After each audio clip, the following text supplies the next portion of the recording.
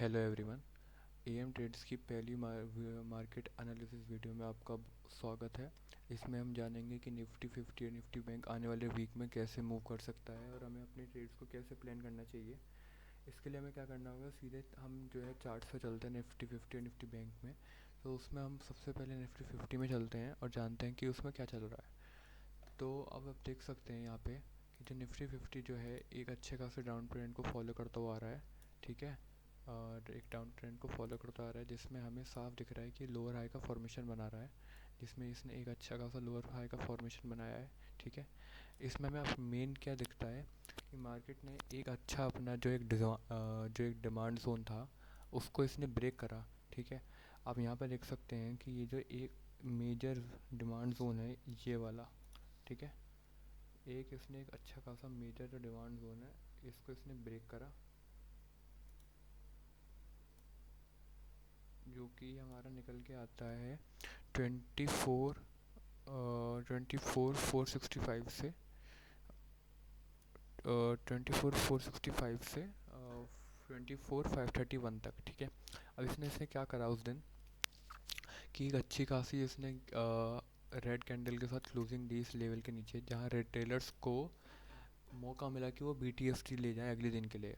फिर अगले दिन जो है मार्केट एक अच्छा खासा तो नहीं कह सकते, पर हाँ sideways to gap up opening दी, जिसमें लोगों को ये मौका भी नहीं मिला होगा। उसमें इसने सीधा जो है अप साइड मूव करा और इस लेवल के ऊपर ही क्लोजिंग दी उस दिन। फिर नेक्स्ट डे इसने इस लेवल का रिटेस्ट करके फ्रॉम थर्ड डे इसने अप मूवर्ड्स जो है वो शुरू कर दिया है अपवर्ड जाने के लिए, जिसमें हमें जो है ऊपर के जो टारगेट अभी दिखते हैं वो मेनली जो है ये वाला एरिया दिख रहा है। क्यों, मैं भी आपको बताऊंगा यहाँ पे।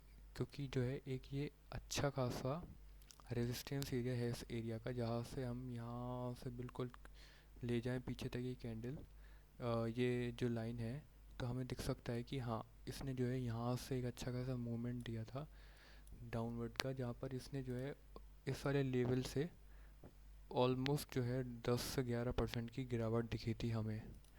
अभी ये जो है इस लेवल को सीधे तो नहीं तोड़ेगा यहाँ पर, और इस रेंज के बीच में ये ट्रेवल कर सकता है। ठीक है, उसके लिए हमें क्या करना चाहिए, हमें जो है अभी ज़्यादा बड़े टारगेट्स के लिए नहीं होल्ड करना चाहिए अपनी ट्रेड को, सीधे स्कैल्प करो और बाहर 10 to 15 points with 1:2 1:3 risk reward बहुत बढ़िया है। इसमें आप ज़्यादा होल्ड करने के लिए बैठेंगे तो आपका SL ही जाएगा, आप लॉस ही करेंगे। अब इसमें आप देख सकते हैं कि जैसे एक हमको ये लेवल मिला। ठीक है, 24,763 का। इस पे हमें हम अपना देख सकते हैं ट्रेड लेने का एरिया या फिर ट्रेड आउट होने का एरिया। एक हम छोटे टाइम फ्रेम पे चलते हैं निफ्टी 50 के। ठीक है, इसमें आप देख सकते हैं कि अभी एक अच्छा खासा जो है ना ये एक रेंज में मूव कर रहा है, जिसमें अपवर्ड जो रेंज है, अपवर्ड जो रेजिस्टेंस एरिया इसका बहुत अच्छा रेजिस्टेंस एरिया है, वो ये एरिया का है। तो जब तक ये एक ग्रीन कैंडल के साथ ऊपर क्लोजिंग ना दे दे तब तक आप इसमें इनिशिएट मत करना अपनी ट्रेड। ठीक है, और ये अगर ग्रीन के साथ क्लोजिंग भी दे देता है तो आपको क्या करना है कि उसमें एंटर उसी वक्त करना है, और रिस्क जो आपका वो होना चाहिए रिस्क टू रिवॉर्ड, वो 1:3 का होना चाहिए या 1:2। अगर ऐसा जाता है तो कोई बात नहीं है, क्योंकि जो है देखो ये ट्रैप भी कर सकता है कि अगली कैंडल ही वो नीचे आके बंद कर दे, या फिर जो है वो अगर वो ब्रेकआउट प्रॉपर हुआ विद प्रीमियम मूवमेंट और वॉल्यूम के साथ, तो वो सीधा इस टारगेट्स को अचीव कर सकता है, इस एरिया के टारगेट्स को।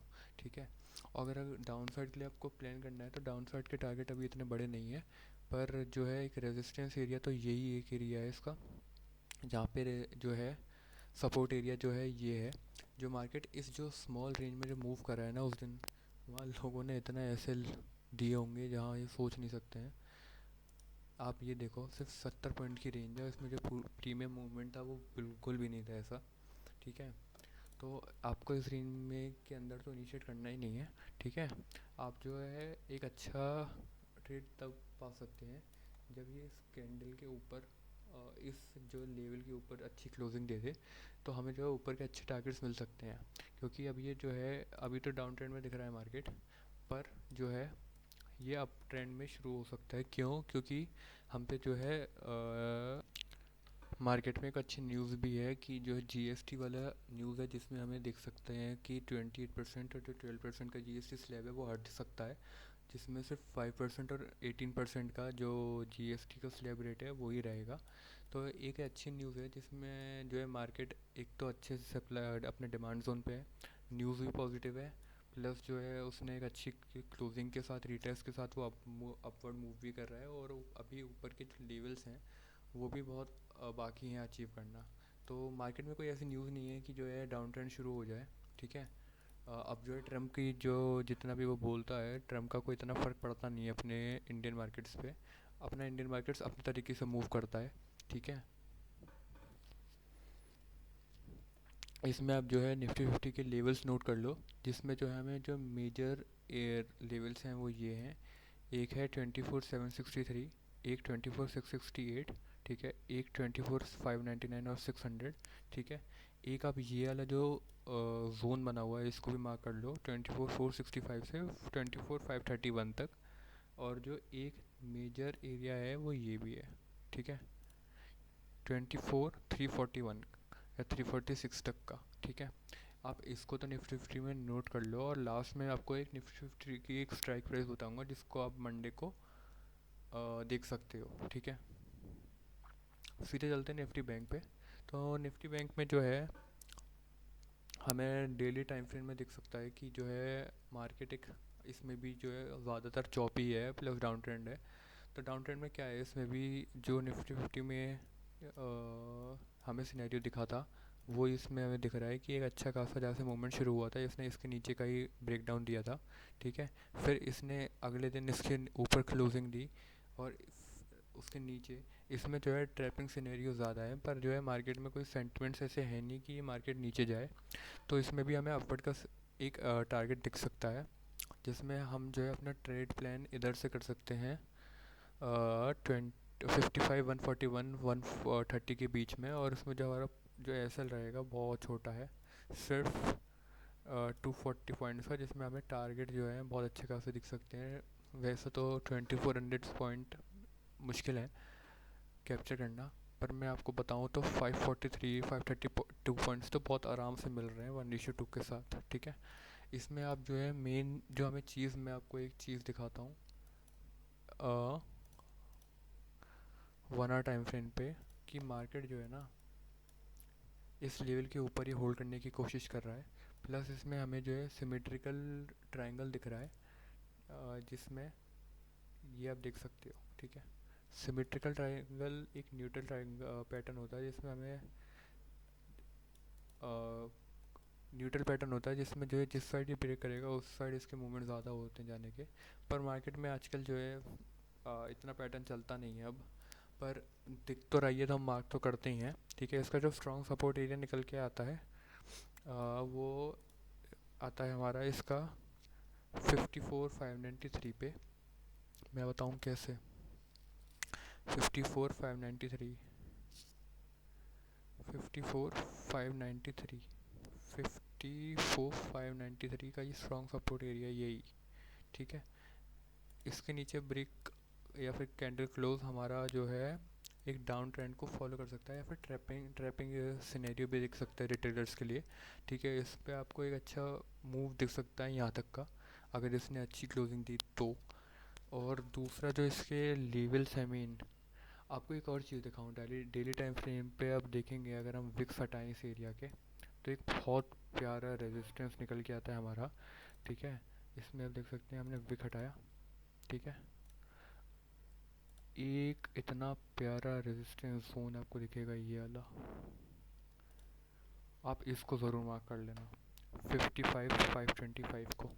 ये बहुत ही प्यारा रेजिस्टेंस जोन है इसका। इसके ऊपर के एक बार इसने एक बार क्लोज करा अच्छे से, तो हमें बहुत अच्छा टारगेट देख सकते हैं। मार्केट इसके ऊपर ही रहेगा अगर एक बार इसने अच्छे से इसको तोड़ दिया तो।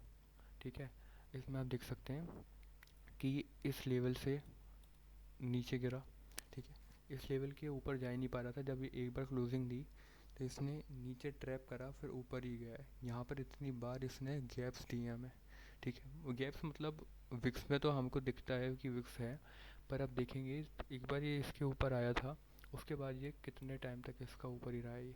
यहाँ पर इसने एक जो है इतना बड़ा गैप डाउन दिया था, तब भी ये इसके ऊपर ही आके क्लोज़ किया। और ये बहुत टाइम तक, आप ये देखो 26 मई से ये ऑलमोस्ट 4 अगस्त तक इस लेवल के ऊपर ही रहा है।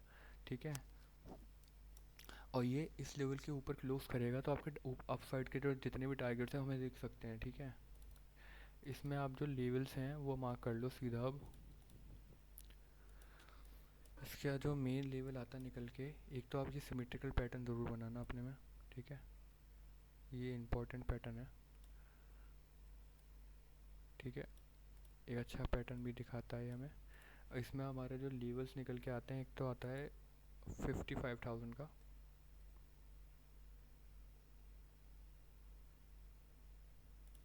55,000 का आता है। एक आता है 55,085, 55,085।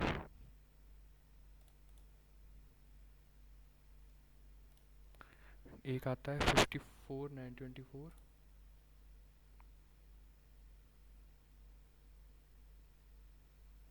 54,924।